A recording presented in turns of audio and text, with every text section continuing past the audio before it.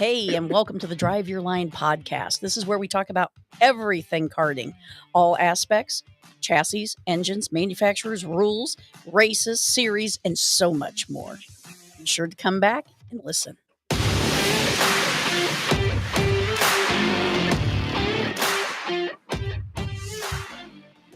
Hey, good evening, everybody. Thank you for joining. I'm Christy, your host for the DYL podcast, where we do talk about everything karting. And this week, we have a lot of action has happened. We had SCUSA out in Vegas last week. We also had a couple other series finalize their points and get those out. We are still waiting for WKA road race points, but I understand they are working on those. I'm glad to see that every series had a little bit of growth, which was better than no growth, especially considering the economy. Also glad to see that on our side, on the Drive Your Line side, that our team will be coming back for 2025 with the Stars Series with AKRA Road Racing. We may do a couple regional events, TSRS. We'll see how that shakes out for us. But most importantly, Rhett Thomas will be coming back and joining us for those events, and we're very happy to have him back yet again for another full season with us. Rhett is a very integral part of our young team, and he does an exceptional job, and we want to welcome him back to DYL. On the DYL side of things, we also helped put a track back together here, and we discussed that track a little bit when we had Lake Speed on a few weeks ago. That track is was built by Lake here in Jackson, Mississippi, and we got word that we should be putting new asphalt down on that track, utilizing the grant that we have for it, and getting back to racing. So, with luck, weather permitting, because every time we have a storm, these contractors get a little bit further behind because they just get behind the 8 ball. They can't control the weather. But with luck, we should see our asphalt going back on or going on in November, right after the week after Thanksgiving. So that's something to be thankful for. Hopefully, when we get back from Daytona, we'll be able to have the all clear to get back on that track. Obviously, again, weather permitting, though. Hey, I have driven in the snow and it's actually pretty cool. But hopefully, we won't get any snow here in the SIP and we'll be back on track. If you want information on that, I will start highlighting a few things on the Drive Your Line page, and that's dylkartsport.com. And you can also look at Miss Karting, MISSKARTING.com, and that is the actual track here in Jackson, Mississippi. If you want more information on either of those, you can look at those two websites. Mississippi Karting will have a membership drive here soon for those people who want full access to the facilities once they're prepared. And then also you'll get some discounts on your entry fees and pit passes. And speaking of pit passes, understand that when you guys pay for a pit pass, it helps your promoters and their staff get paid, and it also helps to make sure that you have the proper insurance necessary. So don't be afraid to ask your promoters that are at some of the club level events about their insurance coverage and what exactly does that cover, because each one is different. Right now, we have some great coverages that are available through some of the larger sanctioning bodies. And, I hope that these clubs are following through and getting proper coverage for their events. If you're a club manager, owner, president, board member, and you would like to utilize or consider another option, or maybe you don't have an option, I'd be happy to direct you into the proper procedures and protocols to contact somebody to get you what you need. This goes for dirt, asphalt, road racing, any form of karting, any type of motorsports.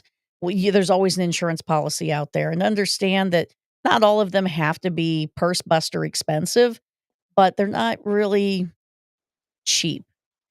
Cheap insurance isn't good, and good insurance isn't cheap. So keep that in mind when you guys are out there looking. Again, make sure that you ask your clubs about the kind of policy they have so that you have an understanding of what is covered and what is not covered. Just a little tip. As we head into 2025, the season kicks off in 2024 at Daytona Kart Week, put on by WKA. We will be over at the Big Banks on Daytona International Speedway. The Man Cup will also be racing over at, I don't know if they just call it Man Cup or or is it Man Cup, Gold Cup? Because it is 2 cycle and 4 cycle. But anyway, the sprint event will take place over off of turn 3, and that will be the sprint event for Kart Week. And obviously, the invasion of dirt racers over at the short track will be impressive as it always is. I'm sure they'll have well into the 4 figures for their entries. It's going to be a very exciting Kart Week. I'm looking forward to getting back to Daytona. Last year, our sprint racers did real well. Our B stock, yeah, it was a shit show. Hopefully, we're not going to repeat that performance. Rhett might leave us for sure if we did, but we're looking forward to getting our new SMC clutches. They should be shipping in tomorrow, and we'll get that big beast back together, and she'll be flying around the banks again here soon. So, if anybody is looking for options to go to Daytona, maybe you're looking for an arrive and drive, obviously, you can get a hold of us at any time. Or you can reach out to any of your kart shops. If they have CIK type equipment, a lot of them have the availability of being able to provide you an arrive and drive that is acceptable at both the sprint track and or the road race track at Daytona.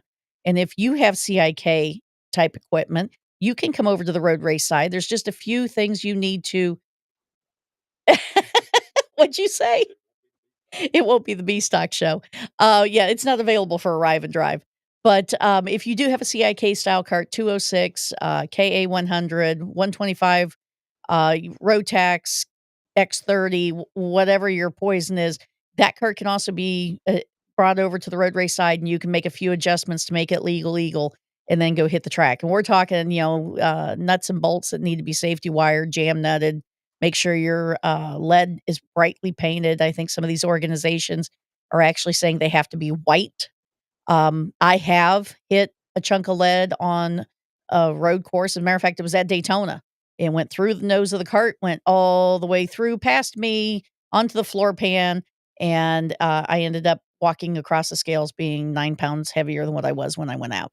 I'm just very fortunate it didn't hit me, because that would have been catastrophic. So if you're looking to make that swap, want to try the big track, get a hold of somebody that's over there. Pretty much all the manufacturers are represented. I know that Eric King with Sodi Cart will be there. We'll be there with Comp Cart. I know Margay does also offer some arrive and drives through Ignite, so you can reach out to them as well. We want to see as many carts out there as possible. We want to promote road racing. We want to promote sprint racing. We want to promote dirt racing. All kinds of karting is what we're into, and we want to be sure that that's promoted evenly. So, if you happen to be a dirt racer, know a dirt racer, or have somebody in mind, I'd like to talk to them here soon. We are going to do a little bit of podcasting while we're in Florida. It might be from the ocean deck, it might be from the hotel lobby, it might be from the racetrack. You never know. But we would like to get some dirt racers on and showcase what they offer the sport of karting and where they can be found so other people can get involved. Other than that, we have an impressive hour yet to go, and that is with Van Gilder. I've known Van since I was 9 years old. We've butted heads a few times, not too often. I can honestly say that Van has made comments or interjected his advice. You don't always have to like it, but it's generally the truth. So sometimes the truth does hurt, but for the most part, Van tries to make the right decisions as best of his ability, and his abilities are pretty vast. He's been involved in the sport for a very long time in just about every facet out there as it relates to karting. And, I want to, say that if anybody has any questions for Van, AKRA related, you can send them to any one of our chats here on social media. If you go to my personal page, Christy Kendall, you can see us, live there, and you can send through the live feed any feedback or questions that you have for Van, and I'll be happy to address them. But before we get into that, I'd like to talk about our sponsors real briefly. AKRA is one of our sponsors, and we can't do this without sponsors. Um, the studio that I'm sitting in is a lot of money to maintain, and we wanna be sure that those bills are always, covered, and we wanna be sure that we continue promoting karting. Tillotson Racing has come on board. Tillotson is more than just carburetors, people, and, if you've been a 2-cycle well, I guess 4-cycle too, you guys have had a Tillotson carburetor in your hand. They are purpose-built for karting now, and we're really happy that they're still, around, and they are on board with helping us spread the word. So Tillotson also makes several four-cycle engines, 196, the 212, and the 225. They also have a spec package that includes the cart, tires, everything is spec. The axle, the only thing you can change is the gear, but the motor is stout. It's 225 cc's. We've got one in our shop, a T4 package. I'm sure you've heard Cameron Reed talk about her experience in Spain. We were real happy to help her make that happen last year, and I see that she achieved what was necessary to make it happen again this year. They are the only four-cycle manufacturer in the world offering a world championship, and B, tickets that you can earn to go so you can represent the United States. Also, trailer alarms. Our friend Lyle Clark, we have a trailer alarm we're getting ready to install. I can't wait to get it in because I swear I have PTSD from Andrew Root's rig being stolen from a race last year. I get up every day that we're on the road and I look out in the parking lot, make sure my truck's still there and the trailer's still attached. So I'm trailer alarms coming on board, I'll be able to, at least sleep a little better at night. Also, doorstep peppers. If you guys have watched any of our, shenanigans in the kitchen, I love to cook. That's why I'm fat. But I'll tell you what, the doorstep pepper people, they got some sweet, sweet blends of spices. I use their sweet heat. It was amazing. I've loved everything they have sent to me. Um, Mach 5 fiberglass, that is Marcus Pardue, and he is now, getting ready to make additional fiberglass bodies, noses, and seats for all facets of kartings. He also has some of the molds for the vintage stuff. So if you guys in the vintage world are looking for those front nose fairings, driver fairings, I don't know if he's got the speedway fairing, but that would be sweet to see again. I know that he's doing a lot of work with that vintage, the vintage bodywork realm. And then obviously, Drive Your Line Kart Sport is our shop. And all of our extra pennies and dimes go into promoting karting, including this podcast. So, again, our sponsors are very important to us, and we are thankful that we have them on board. And if you'd like to get on board, you can send us an email at Christy@driveyourline.com, or you can call us at 601 287 9197, and we'll get you all the details. Other than that, we're going to bring Van Gilder in and we're going to talk about karting. Good evening. How are you, Van? I'm good. How about yourself? I'm doing all right. I'm glad to see you made it back from your relaxation week. It was awesome. It was much needed and awesome. Are you ready to get the season started? I was ready to do that before we left on the trip. I have no doubt there. So AKRA, sorry, is now owned by you. Yes. What made you want to jump into being solely involved into a sanctioning body? Well, I've seen so many clubs, not picking on any particular one, but one of the ones that I was involved with in the early 70s, the NHKA original club. And it was like any other club. Everything looked good on paper till the end of the year came, and there wasn't the right amount of money for year-end awards or to start the next year. And the clubs got reorganized and flip-flopped and all that. And way back when, it came down to a meeting that we were going to have to divest NHKA because there wasn't enough money left at the end of the year. And I told the members which I was the members rep for starting in '67 when it was founded as a dirt series. Oh, wow. And then one day they didn't show up at a road race at Loudon when Nika was putting the events on. Nobody showed up, and the track manager says, "Hey, you can do this." So I called NHKA Dirt and said, "Get over here with the wristbands and the waivers." We put the race on, and NHKA Road Race or Enduro Racing at the time was formed, and we were with IKF at that time because the Northeast people didn't buy into WKA for a very long time. And so basically, I left the room and I came back and they said, "Can you buy us? Can you buy the club? Can you fix this?" And I said, "I will do it." And my partner at the time, David Weitzel, that was involved with the club, we took on that burden. We turned it around. We made the Bear family very happy, which you know, his grandkids raced. I babysat the carts. I did all the car shows for the Speedway, um, and spent a lot of my time and some money to keep them happy.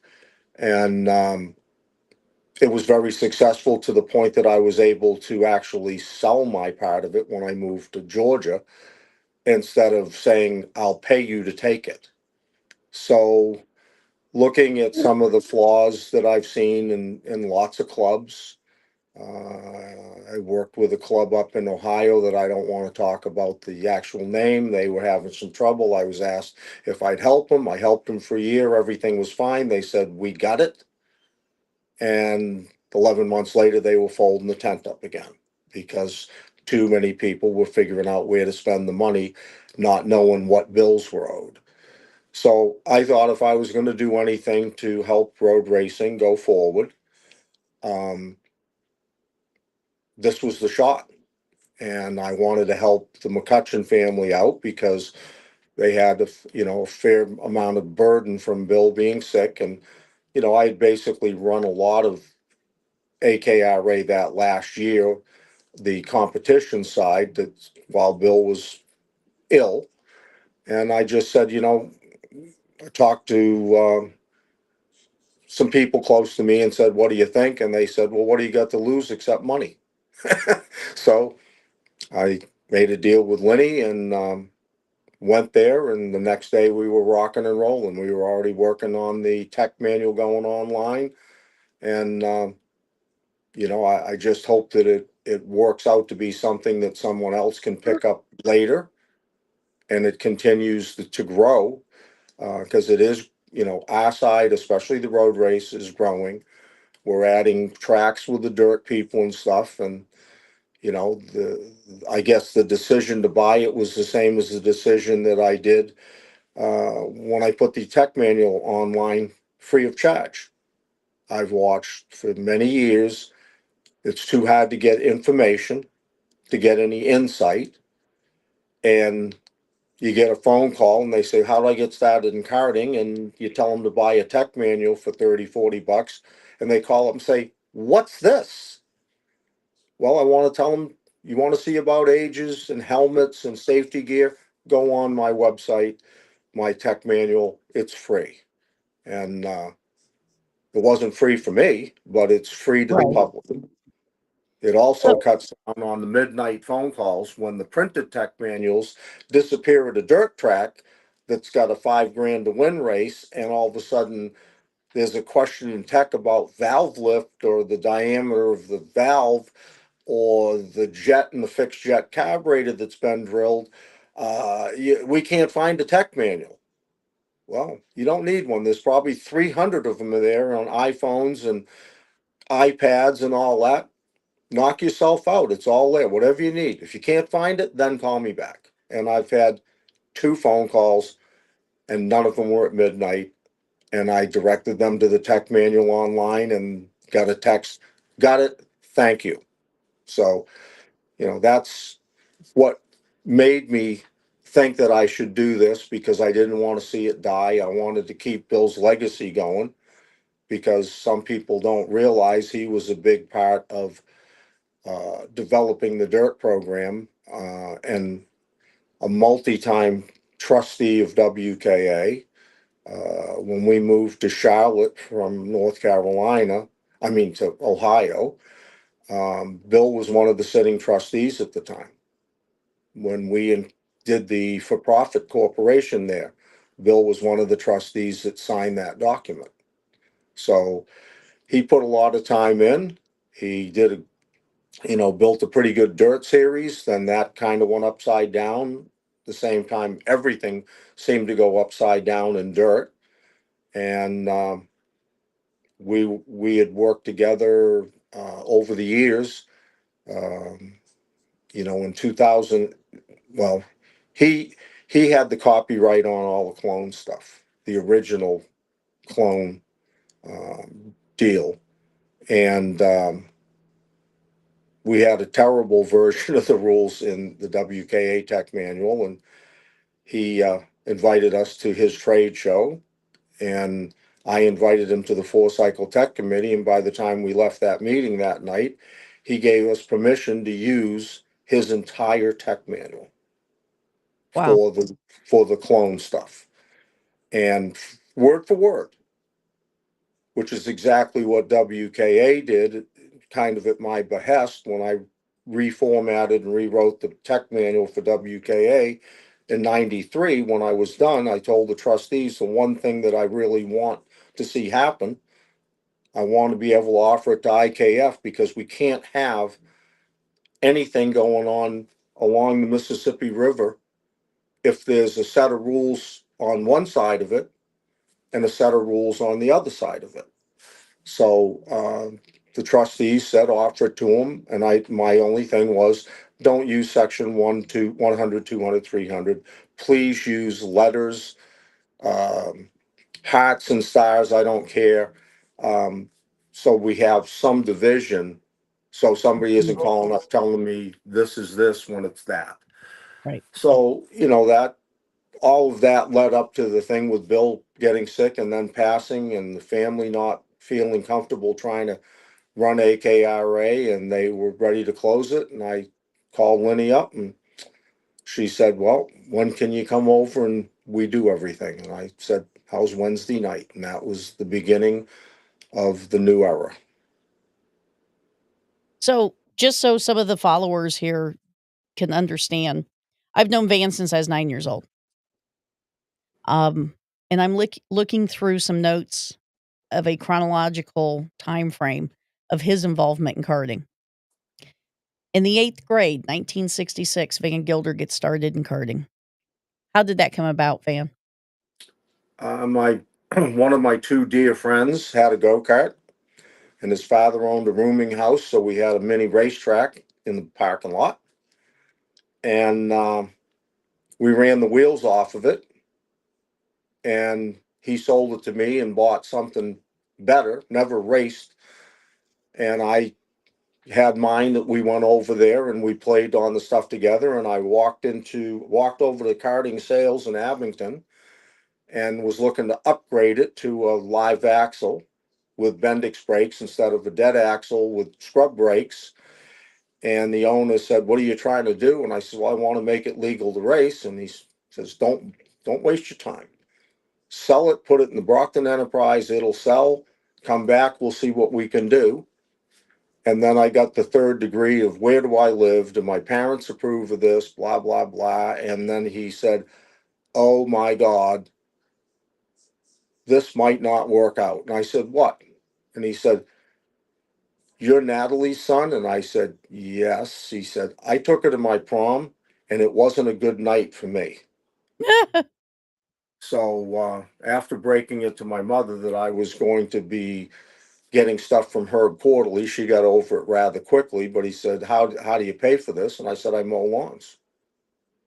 So he said, "Can you come back Saturday? You can see I've got a field here, and the lawnmower is fixed, but the kid that I hired hasn't been back."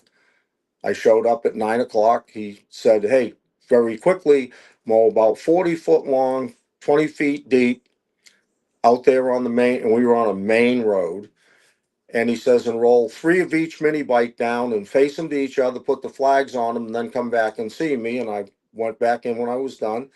And I says, "Okay, I'll stop mowing in the back because there's a lot of people out front." He says, "Do you know how to fix a pole starter?" I said, "I mow lawns." "Of course I do." He says, "I need three mini bike pole starters redone." So I did them. And then he says, "Well, do you know how to do chains and put clutches on?" I said, "I have a go kart." "Of course I do." "Well, we got some of those to do." By the end of the day, he says, "I'll find somebody to mow the lawn. Can you be back here next Saturday?" So that And was 67, right? yeah, yeah, yep. And then you started racing at Lashway? Lash away, Lashaway, lash away Art car Track. track. Yeah, Okay, so and by 68, you started going to national races. we dabbled. We dabbled. I went to VIR. I guess that was probably this fall, February or March race. Um, we couldn't go for Friday practice, so we threw the Go-Kart, Model J Go-Kart with a K77 Comet on it. And we went to, drove all night. My dad drove all night in our Rambler Ambassador station wagon. Um, Me sitting in the go-kart because my sister decided to go at the last minute and there was only three in the front. And we raced and then went to Martinsville and watched the modified race. It was about 70 juniors in the class. Ricky Rudd won. I finished 25th. I finished, and that was the key. Mhm. I worked on the motor and I stripped the kart and painted it and redid the whole thing myself. And my dad worked. My dad flew out every Sunday night to Detroit or Kenosha, Wisconsin, and came back on Friday night. So there was limited time for him to spend on the go kart stuff with me, with two sisters and my mother. So we did that, and then we ventured off to Cortland, New York the next year, and I went to Camden, where I was fortunate enough to pit with the Emmets, and Kathy and John Hartman. Gary Hartman showed up. George Kugler and Randy were pitted to the side of us. Um, and I actually sat there on a gas can listening to them all talk about forming WKA. We got to get rid of IKF. So And that was about what, 71? no, that was in the, I think that was 69. There was So discussion, there were discussion among some powerhouses, um, long before anything factually happened. and then WK was, then formed right there Yes, in the later, infield later. at Yeah, Camden, yeah, not at that event, but the right. next time, the next Grand National that was there. Yep. So then you got involved years later with the, New Hampshire Karting Association. Yeah, it wasn't really, I'm looking at my notes here. Um, yeah, 71 karting sales got sold to Stu Syverson. And I think it was about 73 ish. I reached out to Dan Lamello and Don Ships, and they set me up. They about had a cow when they found out they set up a kid with open account. Um, but they also, and very quickly, with what they heard about our successes, um, got me hooked up with Margay, and we had factory team carts that they gave us, one enduro and one sprint, and we campaigned them and honestly outsold the Margay distributor in the Northeast out of my little shop in my basement for product. We were getting four go-karts about every 11 or 12 days. It never went 3 weeks during the competition year. I didn't get at least two go-karts from Margay shipped right to my house. And that was thankfully to Don Ships and Dan. And then in 77, Stu sold karting sales to me. So I was back home, and Laguna Karts to Rich Ludwig in Custom Kart Shop. So in that period of time was when NH Etnika really started to fall apart. The dirt program was going pretty good for NHKA, and we were able to get 5 races a year. We actually ran up to 7 races a year at one period on the Briar Motorsport Park track before it became New Hampshire International. In '78, there was a purchase of Shark Cart. Tell me Yes, about that. Shark Kart was kind of a version of the Laguna, and it was built in Eastford, Connecticut. Mickey Wittenberg and his sons, and they had a lot of great ideas, but they would bend 25 go karts at a time, and the seam was up on one frame rail, the seam was down on because they weren't using chrome moly. Um, those little mistakes will kill you if you use one piece in the snout of a race car with the weld going the wrong way. On the go-kart, it was just horrific. So we finished up their inventory that was already built, and sold them to local people. Um, and redid the jigs, updated the chrome molly, moved a bunch of fixture points, changed a bunch of geometries, and the cart was really, really good compared to the 1 inch carts that they had. And then about 2 years later, I got a brainstorm about some stuff, and Dale Quarterly, that's still racing, is Herb Quarterly's son. He's a hell of a racer. He's, won superbike races, Battle of the Twins stuff. He's now got an ACA team, runs road race, and he runs a Craftsman truck occasionally. We went to the local racetrack with a generator and a frickin' stick welder and a saw and clamps and stuff, and started putting bars in and cutting bars out. And when we found the fastest, most drivable thing, I went back and changed the jig. And that was the advent of the first go-kart that had an S-shaped bar under the back of the seat. And was that under the elite badge then? Yes, yes, yes. So I know that you and I met somewhere between that 78 to 80 time. Yep. Um, Tell me about Ben Ray. Ben Ray sucked me into the tech meeting, first one that I was at, and met Gary Hartman, and we had about a 2 hour talk. And then to skip forward, when I redid the tech manual, he sent me a letter that I had no idea where it came from, that just thanked me for doing what I did. And it was an undaunting task, and you're a friend to karting, and you're my friend. And that letter meant a lot to me. But Ben Ray was in charge of the tech committee stuff pretty much, and we had a little tech meeting there. And then piece by piece, I got drug into, hey, we could use you here, we could use some help there. And then about 2 years after that all started, I went to, I don't remember exactly, I think it was Pocono. And the race director walked up to me and said, the tech guy didn't show up. How about it? And I went, okay. And then at Watkins Glen, the same thing happened. And then the next thing that I knew, George Kugler was calling me to tell me that Annie needed help finishing the tech manual because none of the stuff she was supposed to get, she got. And when she got it, she couldn't understand it. And that was when the tech manual new rules came out. They just went in the back of the book. They weren't in a Right. section. You'd have a 4 cycle rule, a dirt rule, and a road race rule, 1, 2, 3. And sometimes they were run on sentences because she was running out of page. So that was when I really got involved, because then George wanted me working more events. Um, and I can't say anything bad about the folks that kind of fell by the wayside, because back then we didn't get paid. We got ourselves to the track, we stayed in the hotel, and most days we bought our own pit pass, and the pleasure of the weekend was working for the Carters and the promoter and WKA free of For charge. free. Boy, Yeah. those days are gone, let me tell you.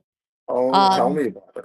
I mean, I even remember growing up in Ohio, we had a plethora of racetracks, right? Hmm. Um, Yeah. and you'd show up, you pay for your pit pass, and somebody needed help with corner flagging or somebody on the scales or somebody on the grid, and this was just a club race, but we'd still get 25 to 50 people for a club race, sometimes 75 or 80 if there was Yeah. gonna be a national there later in the year, Oh, yeah. and it all had to be run. It all had to have some sort of organization, and everybody knew what to do. Right. Now Yeah. you can't beg people with a paycheck to show up Correct. at a track and hold a flag and, "Hey, did you see what happened in turn 3?" "Oh, no, no, I didn't." "Dude, you're I out was there." on my phone. I didn't Oh, see it. yeah, Yeah. yeah, we had one person have that happen, with one of our crew member, and I made a rule, no more cell phones on the grid or, out in the field. I Yeah. If you can't communicate by radio, then, you don't need to be here. Yep. Um, so, now somewhere in that 81-ish, matter of fact, I know it was 81, you went to New Zealand, and that was the Stubbies was it the Stubbies World Finals or World Championship? It was something like that, and it was basically backed by Vinac Yep. Pistons, which is now KSI. Yep. So yes, I did. Okay, so I know who all went. Um, Yeah. who did you take a driver with you?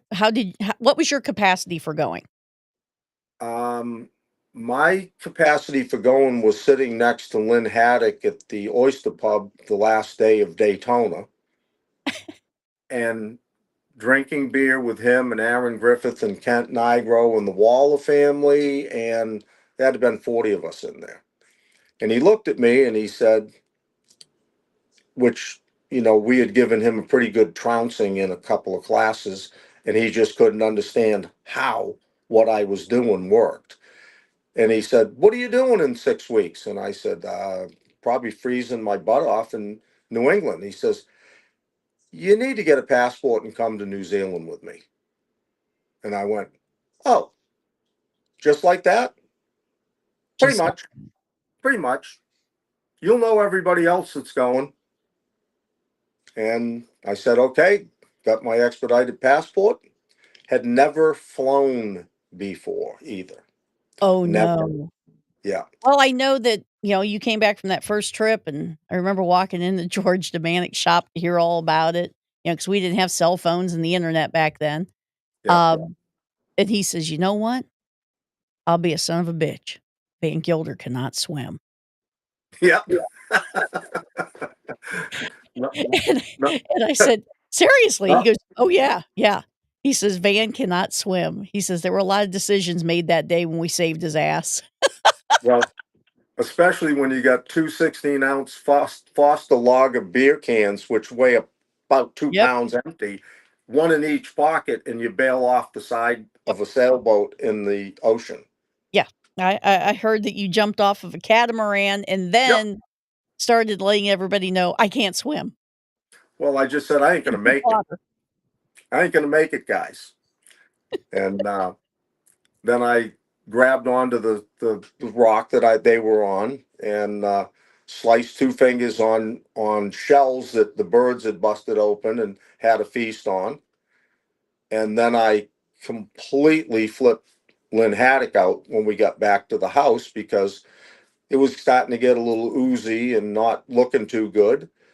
And there was no place to go on a Sunday night in Auckland to get anybody to look at it. And I went out in the garage. What are you going to do? And I grabbed a can of carb cleaner Oh my and I gosh. sat down in the chair and I sprayed all the crap out of the cuts. And will admit I got a little bit lightheaded, but a glass of Jack Daniels took that pain away. Which How anybody that big was knows the Lynn at that glass? time, anybody that knows Lynn at that time knew that he traveled with his helmet, his suit, and some Jack. So yeah, that swore me off to jumping out of sailboats. I bet. Yeah, So, I wanna fast forward a little bit. yeah. When was your involvement in karting switching from sprint racing into road racing? I mean, the latter part of the relationship you and I have had all these years has been in road racing. So when did that transitional period happen for you, and why? Why did you choose road racing over sprint racing at that time? Well, it was always sprint racing. I mean, we went to Lashaway Kart Track. I think it was 20 weekends a year at one point. If it wasn't snowing, we were racing on Sunday. But one of the things that made me transition was we needed to grow the attendance at Briar Motorsport Park or lose the facility because it was too expensive. I mean, it was probably $1,600, but an entry fee was 25. So I put some effort into getting people to go there, and my dad really enjoyed it because he had landed on his head too many times sprint racing because it was win or wreck it with my dad, and he wrecked it Records are sometimes, records. but he won a lot. But he really enjoyed the road racing in the sprint sit up classes. So I started venturing out. Not just the Loudon. We had 3, 4 races that were run by the Long Island Kart Club at Thompson, Connecticut. So we started going there, and then Watkins Glen factored into it, and then Pocono, and now all of a sudden you got 10 weekends of road racing in a season that you might have 26 weeks of good weather in the Northeast if you're lucky. Right. Right. So I kind of really put my focus there. Well, I can't say that. We did when around the time you and I met, I was doing Gold Cup, Man Cup, and the And National road. Road Yep. Race Program with Aaron Griffith. If Aaron Griffith was at a race, he was riding my stuff. We were great friends. Um, and he loved road racing, but he loved Gold Cup and he loved Man Cup. So we kind of did it all for probably 7 years. But the Northeast, we could not find sprint tracks. We could not find sprint tracks. And then Lashaway got taken by the city to turn it into a parking lot for a nursing home they were putting in. So there went the only real racetrack in Massachusetts for sprint. So if I got to drive 2 or 3 hours, I might as well go someplace where I can sit in a go kart for 45 minutes and get away from everybody while I'm racing. So And that those was, tracks were generally smoother, bigger, safer. Um, uh, well, they weren't really safer because we didn't have any safer barriers. You were lucky if there was a hay bale sometimes in corners. But I think, as my dad put it, there was more courtesy to others while fighting tooth and nail to win on the oh yeah, late on the enduro tracks. I agree. I agree. Um, which brings me to, I mean, my mind just went in 10 different directions because I look at a lot of these classes, um, and we've got way too many classes in road racing. There, I said it. I said it. I'll say it louder for the people in the back. We have way too many classes in road racing, period. But promoters have so many options, and I mean, they're limited as to how much track time they have and getting all of those classes in and making everybody happy and getting the show in before sun goes down or before their contract is up. Daytona, Well, we're run out of there at 5:55, yeah, 5:55, 5:55. yeah, Um, and some of these other tracks, Mid Ohio, what is it? 5 o'clock is the cutoff? 5:30, but you 5:30. buy that extra half hour for Right. $7,000. There you go, Yeah, 1,000. seven So, road thousand. racing is exponentially more expensive because the facilities are larger. They're managed by large conglomerates or corporations. They are run professionally. They have standards. They have an exorbitant amount of maintenance. I mean, we're redoing a sprint track here, and it's going to be $250,000 plus. We're pushing 300,000. We'll file for another grant, and it will be over $1,000,000, the next expansion. So I can only imagine what these big tracks go through. And I've heard rumblings of about what Daytona costs, and it's well into the six figures. So the fact that we're still growing, we're active in road racing across the board. I mean, we had some competitors just come back from California here not too long ago. Trust me, Alan's ears perked up. He made a couple comments about, "Man, I'd really like to go out I'd really like to go to that track." Maybe someday. But, when I was a kid as a sprint racer, I hated road racing. George Demanic made me road race. I had to go. He told me, "If you're not road racing, Christy, you're missing out." Of course, he said that about going to Barnesville and Daytona and Charlotte. But you know what? At the end of the day, at the end of the year, I was happy I went. I found road racing to be exorbitantly boring until I sat on a grid with 60 juniors. Then it wasn't boring anymore. Um, Here I am, like, oh, darn near 50 years later, and road racing is doing very well. Tell me AKRA's involvement with road racing, the clubs that you work with, and the relationships you have, and where do you want to take road racing with AKRA? Well, the thing is the clubs, they make most of everything that happens happen. I guide them.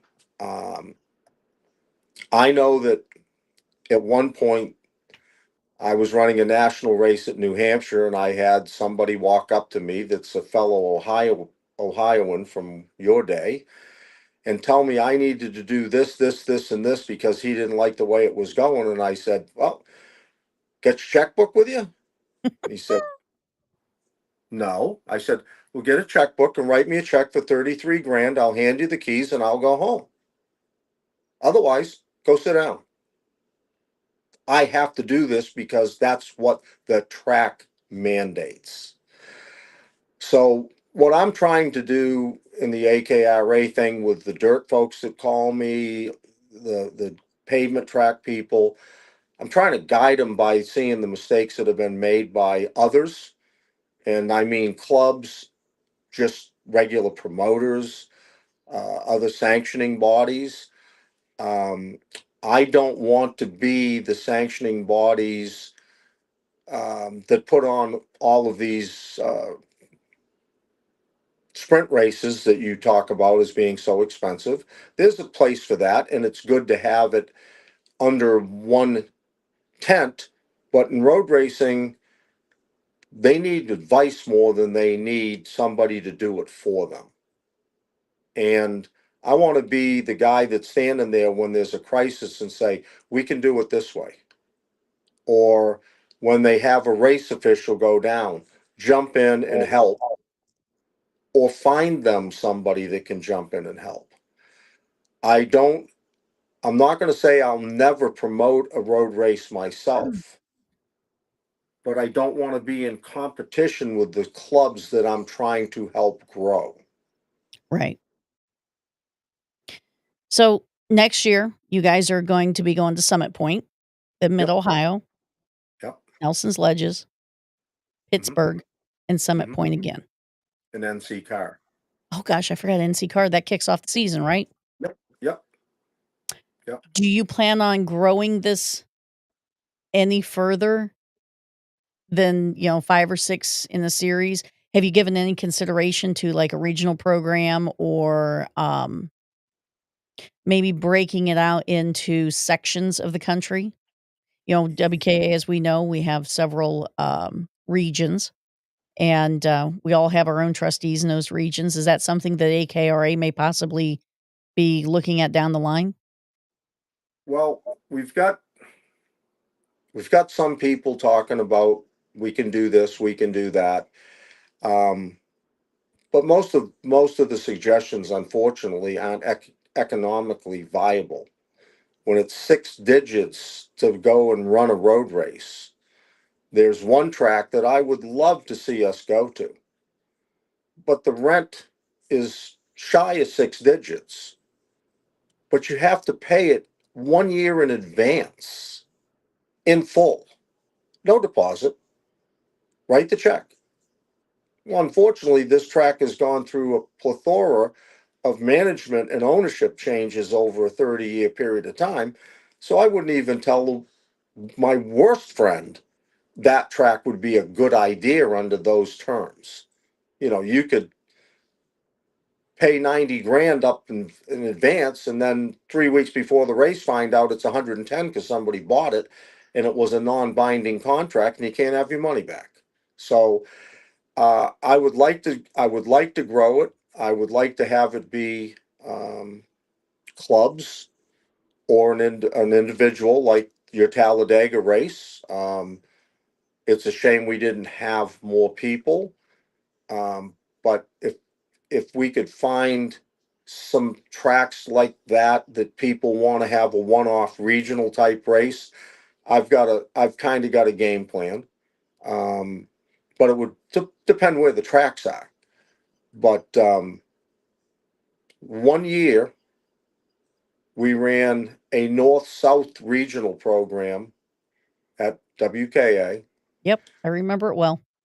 with the national program, and some of the points transferred. But the most well attended banquet I can remember, and I've been to about all the road race ones, um, was that event, and it was the people that came that won the Southern Series or the Northern Series. And in some cases, they won the North or the South, and they were second or third in the National Series. And I knew it would work, but couldn't get anybody on the office team to buy into doing that extra work. And that's just as honest as I can be. It's a great idea, Van. If you want to do it by yourself, have at it. We just don't want to do all that work. Well, it goes right back to even the track employee adage. It's Yeah. hard to find people that wanna lend their time to this. I mean, we've got a cart shop. Do you think I'm making big time bank on that? No, everything that we make, we invest back into the cart shop. Alan and I went on the road with our team last year at our expense. Um, I don't see any other teams doing that. I mean, some of them are sitting there telling me, "Christy, you're stupid. You need to start charging more." Well, you know what? If I charged more, the people I brought to this particular event wouldn't be here. They wouldn't have this experience. And now some of those people are now road racing and sprint racing. So, you know, is it really about money for us? No. We're not interested in going broke, but not too many people are volunteering and stepping up and saying, "Look, we're going to take you, we're going to show you, we're going to teach you. You're going to be fast, you're going to be good, you're going to have fun." Um, Road racing still has that particular element to it. There's not somebody there with a big team saying, "It's gonna cost you 4 grand this weekend. That's your tent fee, your parking fee, your this fee, your that fee." By the time they get done at the weekend, they're all feed to death. Um, Road racing doesn't have that, and that's what makes it so appealing for those coming through sprint racing at the upper levels, even at some of these big regionals. I mean, TSRS is the biggest regional event in the country, in my personal experience. Um, Great Lakes or, the Ohio Sprint Series or whatever it's called now, would probably be right up there with them. But at the end of the day, there's so many more expenses even than those particular elements. Road racing, we got an open tire rule. Most of our classes are kind of an open fuel rule. KA, you can usually buy your fuel at the track. It's 110 Sunoco, 112 VP. We happen to love Vega tires. I've seen a lot of Hoosiers on the grid. I mean, that's what makes road racing very unique from its counterpart, sprint racing. We Mhm. have a little more liberties that we can take advantage of. But in road racing, if you want to compete, especially in some of the faster classes, you're going to learn to hang body work. You're going to learn to fabricate all the support braces for that. You're going to learn to build something with your hands. We bring a lot of CIK, FIA type carts to these road race events, and it's a one and done, right? You don't have to do anything. Um, Miscellaneous nuts and bolts, you're going to have to safety wire, and that's it. You go to a lay down or a sprint enduro, it's going to take a little more ingenuity and a little more of your time to fabricate things. But I still think that one of the biggest selling points to road racing is it allows for some imagination and creative thinking. Agree. Agree. So, how long do you think you're gonna be at this, Van? Uh, Probably till I can't get to the track anymore. I have no out date in the back of my mind. That's Uh, awesome. and I will add, because it's one of the biggest questions I get. I do have a plan in place. If a train hits me tomorrow, the next day will still come for AKRA. That's awesome. And trust us, all of us racers are thankful for that. Well, it's a necessary evil. But speaking of that, we lost three really great people that formed a lot of the karting stuff we enjoy today last year. Sure did. And in the last 30 days, we've lost two pioneers, board members of organizations from, put money in, industry, help make kart shops work. And that's Dan Klutz, who was a very good friend of mine, especially in years ago, and Bill Swati, who I worked with when Todd was a junior. They sold my karts, and Todd actually raced one of his first senior races at Brownsville on a kart that I brought to the track for him. And everybody looked at it and said the motor's on the wrong side. Yeah. Yeah, but it worked really good at Barnesville, having Yep. that on the inside. Um, it's a great loss to the families, and it's a great loss to the karting community. And I think it needs to be mentioned that if it weren't for Bill Spotty, we wouldn't be at Daytona. that is a fact. That is a fact. So I didn't want to get off the call and um, without saying that. And the other thing Yep, that was is in my that notes as well. yeah, I've got a few sponsors and they've been really good.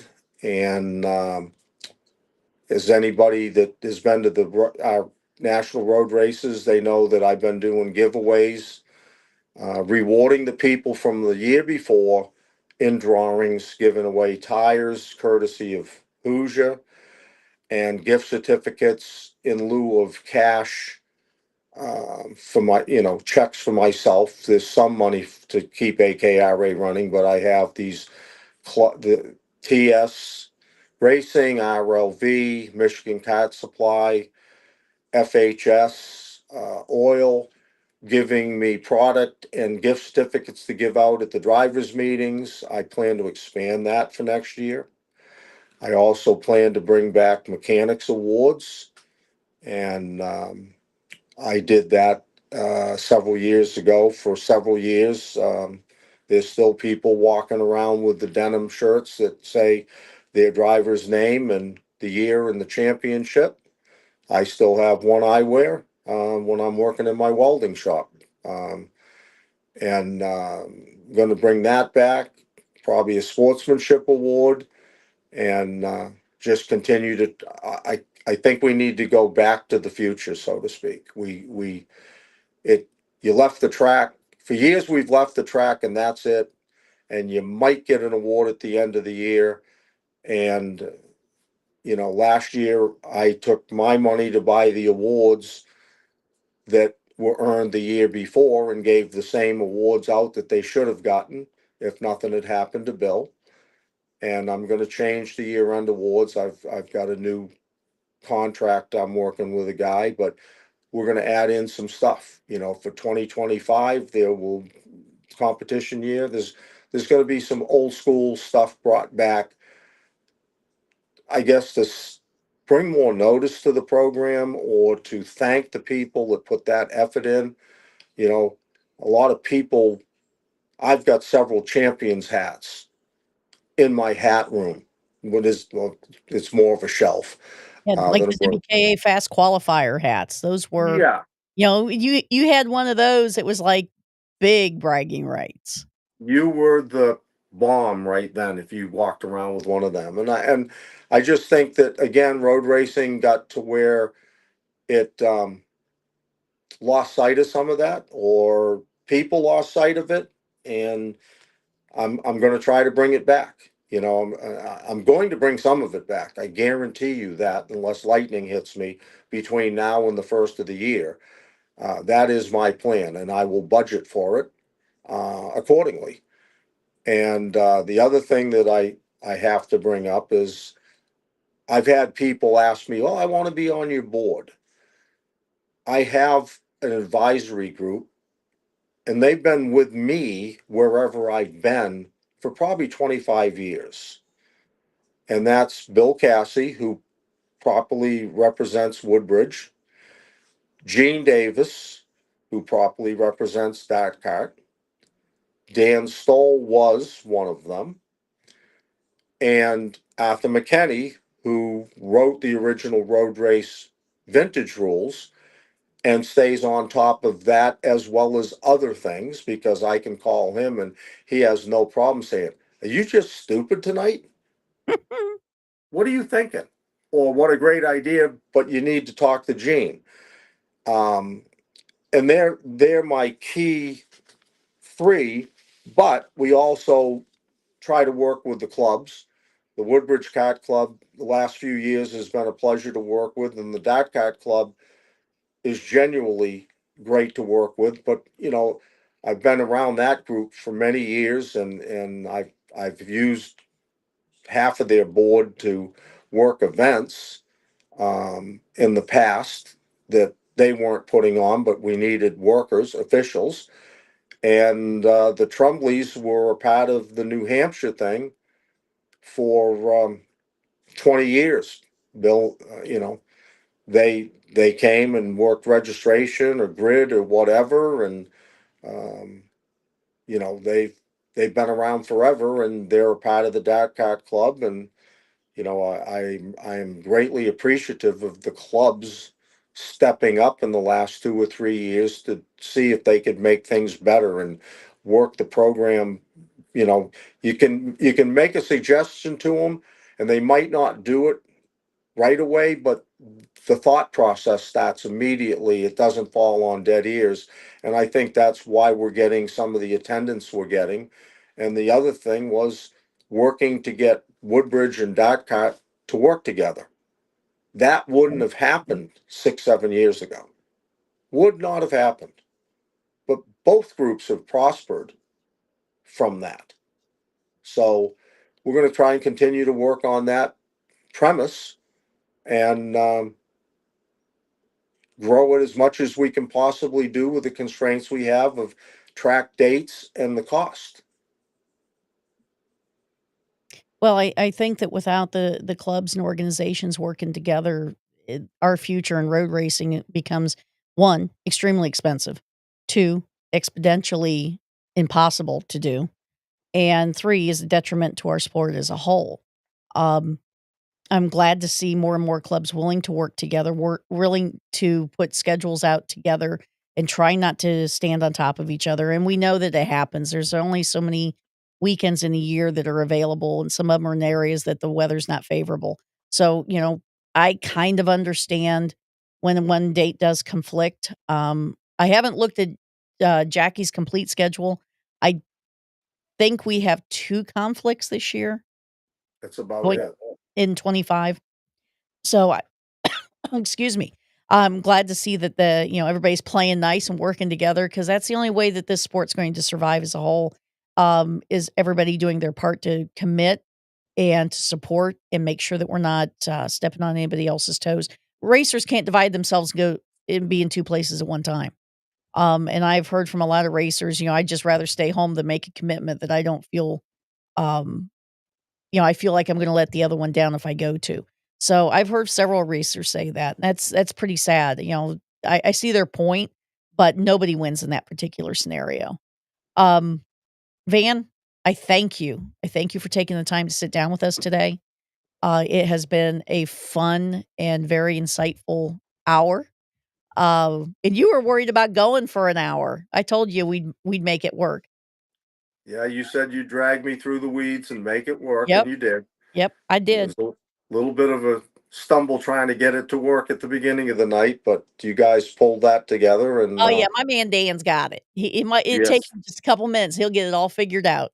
yep, push enough buttons, it seems like it'll work. And Oh, yeah, thanks for having me, and thanks to all the races that have supported the AKRA program years past and last year, and hopefully next year and going forward. and thank you for sponsoring the Drive Your Line podcast. You're quite You welcome. are our first sanctioning body, and I'm grateful. Thank you. You are quite welcome. You Guys, are. Van, have a great night. Everybody else, I appreciate your support. I appreciate you tuning in. Don't forget, I'm looking for some dirt racers, whether it's teams, individuals.